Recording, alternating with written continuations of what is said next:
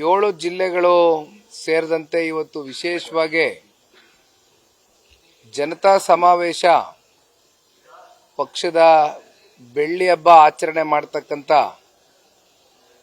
ಕಾರ್ಯಕ್ರಮ ಈಗಾಗಲೇ ಒಂದು ಕಡೆ ಹಾಸನ್ನಲ್ಲಿ ಬಹಳ ಯಶಸ್ವಿಯಾಗಿ ನೆರವೇರಿದೆ. ಇವತ್ತು ವಿಜಯಪುರ ಜಿಲ್ಲೆ, ಬಾಗಲಕೋಟೆ ಸೇರಿದಂತೆ ಮತ್ತೆ 5 ಜಿಲ್ಲೆಗಳಿಂದ ಬೃಹತ್ ಸಂಖ್ಯೆಯಲ್ಲಿ ಪಕ್ಷದ ಅಭಿಮಾನಿಗಳು, ಕಾರ್ಯಕರ್ತರು, ಜೊತೆಯಲ್ಲಿ 7 ಜಿಲ್ಲೆಯಿಂದನೂ ಕೂಡ ಬಹಳ ದೊಡ್ಡ ಮಟ್ಟದಲ್ಲಿ ಇವತ್ತು ಪಕ್ಷದ ವರಿಷ್ಠರು, ಮಾಜಿ ಪ್ರಧಾನಮಂತ್ರಿಗಳು ಸನ್ಮಾನ್ಯ ದೇವೇಗೌಡರು ಸಾಹೇಬರು ಹಾಗೂ ಪಕ್ಷದ ರಾಜ್ಯಾಧ್ಯಕ್ಷರು, ಕೇಂದ್ರದ ಸಚಿವರು ಮಾನ್ಯ ಕುಮಾರಣ್ಣ ಅವರನ್ನ ಪ್ರೀತಿಸತಕ್ಕಂತ ಜನ ಇವತ್ತು ಅಪಾರ ಸಂಖ್ಯೆಯಲ್ಲಿ ಸೇರಿ ಇವತ್ತಿನ ಈ ಕಾರ್ಯಕ್ರಮವನ್ನ ಯಶಸ್ವಿಗೊಳಿಸಬೇಕು ಅಂತಕ್ಕಂಥ ನಿಟ್ಟಿನಲ್ಲಿ ವಿಶೇಷವಾಗಿ ವಿಜಯಪುರ ಜಿಲ್ಲೆ, ಬಾಗಲಕೋಟೆ ಸೇರಿದಂತೆ ಇಲ್ಲಿರ್ತಕ್ಕಂಥ ಸ್ಥಳೀಯ ನಾಯಕರುಗಳು, ಮುಖಂಡರುಗಳು, ಕಾರ್ಯಕರ್ತರುಗಳು ಹಲವಾರು ದಿನಗಳಿಂದ ಶ್ರಮಪಟ್ಟು ಇವತ್ತು ಬಹಳ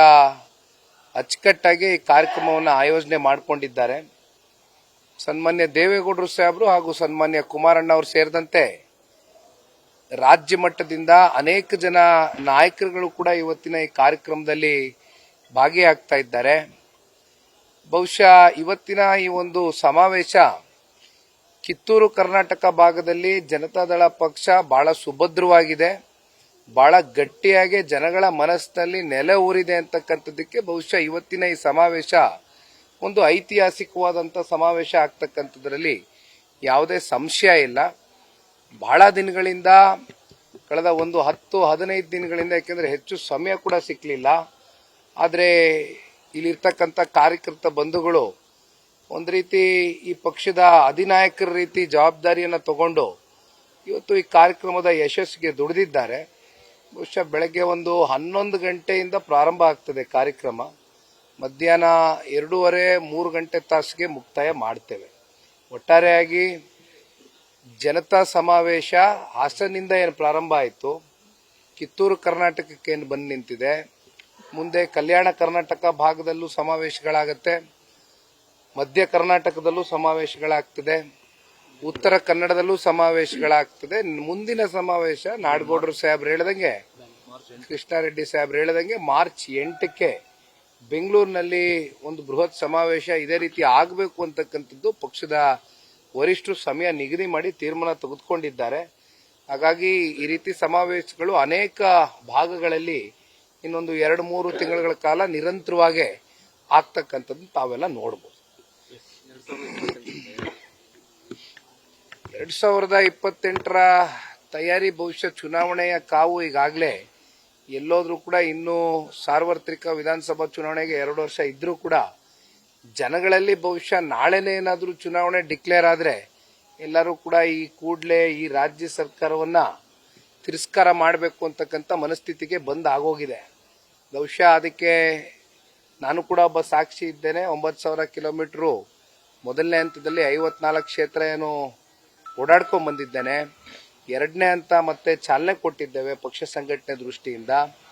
ಈಗಾಗಲೇ ಈ ರಾಜ್ಯ ಸರ್ಕಾರದ ಜನವಿರೋಧಿ ನೀತಿಗಳಿರ್ಬೋದು, ಜೊತೆಯಲ್ಲಿ ರಾಜ್ಯವನ್ನ ಅತಿ ಹೆಚ್ಚು ಸಾಲದ ಹೊರೆಗೆ ತೆಗೆದುಕೊಂಡು ಹೋಗ್ತಕ್ಕಂಥದ್ರಲ್ಲಿ ಬಹುಶಃ ಇವತ್ತು ಈ ರಾಜ್ಯ ಸರ್ಕಾರದ ಪಾತ್ರ ಹೆಚ್ಚಿದೆ.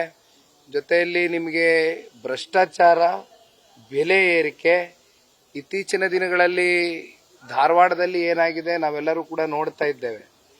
ಯುವ ಸಮುದಾಯ ಎಲ್ಲೋ ಒಂದು ಕಡೆ ಉದ್ಯೋಗದಲ್ಲಿ ವಂಚಿತರಾಗಿ ಇವತ್ತು ಸರ್ಕಾರಿ ಏನೊಂದು ಕೆಲಸಗಳು ಭರ್ತಿ ಆಗಬೇಕಾಗಿತ್ತು, 2,85,000 ಸರ್ಕಾರಿ ಹುದ್ದೆಗಳು ಭರ್ತಿ ಆಗದೆ ಇರತಕ್ಕಂಥ ಹಿನ್ನೆಲೆಯಲ್ಲಿ ಸರ್ಕಾರವೇ ಬಹುಶಃ ಹೋದ ವರ್ಷದ ಮಾನ್ಯ ಮುಖ್ಯಮಂತ್ರಿಗಳ ಟ್ವೀಟ್ ಅನ್ನ ಮೊನ್ನೆ ಕೂಡ ಬಹಳ ಕಡೆ ಹರಿದಾಡ್ತು. ಮಾನ್ಯ ಮುಖ್ಯಮಂತ್ರಿಗಳು 2,85,000 ಜನ ಇವತ್ತು ಉದ್ಯೋಗವನ್ನು ಸೃಷ್ಟಿ ಮಾಡ್ತೇವೆ, ಯುವಕರಿಗೆ ಅವಕಾಶ ಮಾಡ್ತೇವೆ ಅಂತಕ್ಕಂಥದ್ದನ್ನ ಸರ್ಕಾರಿ ಹುದ್ದೆಗಳಲ್ಲಿ ಏನು ಅವಕಾಶ ಮಾಡ್ತೀವಿ ಅಂತ ಹೇಳಿದ್ರು. ಆದರೆ ಕೊಟ್ಟ ಮಾತನ್ನ ಯಾವುದ್ರಲ್ಲೂ ಕೂಡ ಉಳಿಸ್ಕೊಳ್ಳದೆ ಹೋಗಿರ್ತಕ್ಕಂಥ ಈ ಸರ್ಕಾರವನ್ನ ಸಂಪೂರ್ಣವಾಗಿ ತಿರಸ್ಕಾರ ಮಾಡಬೇಕು ಅಂತಕ್ಕಂಥ ಒಂದು ಮನಸ್ಥಿತಿಯಲ್ಲಿ ಕನ್ನಡಿಗರು ಬಂದಂತಿದೆ. ಬಹುಶಃ ಈ ವರ್ಷ ನಾವೆಲ್ಲರೂ ಕೂಡ ಸ್ಥಳೀಯ ಚುನಾವಣೆಗಳನ್ನ ಎದುರು ನೋಡ್ತಾ ಇದ್ದೇವೆ. ZP, TP, ಗ್ರಾಮ ಪಂಚಾಯತಿ ಸೇರಿದಂತೆ ನಗರಸಭೆ, ಪುರಸಭೆ ಯಾವುದೇ ಚುನಾವಣೆಗಳಲ್ಲೂ ಕೂಡ ಪಕ್ಷದ ಕಾರ್ಯಕರ್ತರು MP, MLA ಚುನಾವಣೆಗಳಿಗೆ ನಮಗೆ ಬಹಳ ಗಟ್ಟಿ ನಿಲುವಿಂದ ದುಡಿದಿದ್ದಾರೆ. ಅಂಥವ್ರನ್ನ ಗುರುತಿಸಿ ಏನಾದರೂ ಸರ್ಕಾರ ಗೊತ್ತಿಲ್ಲ, ಯಾಕೆಂದ್ರೆ GBA ಚುನಾವಣೆ ನಡೀತಕ್ಕಂಥದ್ದಕ್ಕೂ ಸರ್ಕಾರ ಅದನ್ನ ನಡೆಸ್ತಕ್ಕಂಥದ್ದಕ್ಕೆ ಯಾವುದೇ ರೀತಿ ಮನ್ಸು ಮಾಡಿರಲಿಲ್ಲ. ಸುಪ್ರೀಂ ಕೋರ್ಟ್ ಕದ ತಟ್ಟದ ಮೇಲೆ ಅಲ್ಲಿಂದ ಬಂದಂತ ಡೈರೆಕ್ಷನ್ಸ್ಗೆ ಈಗ ಕೊನೆಗೆ ಸರ್ಕಾರ ಬೆಂಗಳೂರು ನಗರದಲ್ಲಿ ಪಾಲಿಕೆ ಚುನಾವಣೆಗಳನ್ನ ಮಾಡಲೇಬೇಕಾದಂತ ಪರಿಸ್ಥಿತಿಗೆ ಬಹುಶಃ ಜೂನ್ ತಿಂಗಳಲ್ಲಿ ಕಂಡಕ್ಟ್ ಆಗುತ್ತೆ. ZP, TP ಚುನಾವಣೆಗಳಲ್ಲೂ ಕೂಡ ಇನ್ನೂ ರಾಜ್ಯ ಸರ್ಕಾರ ಏನ್ ಮನ್ಸು ಮಾಡಿದೆ ಅಂತ ನಮಗೆ ಗೊತ್ತಿಲ್ಲ.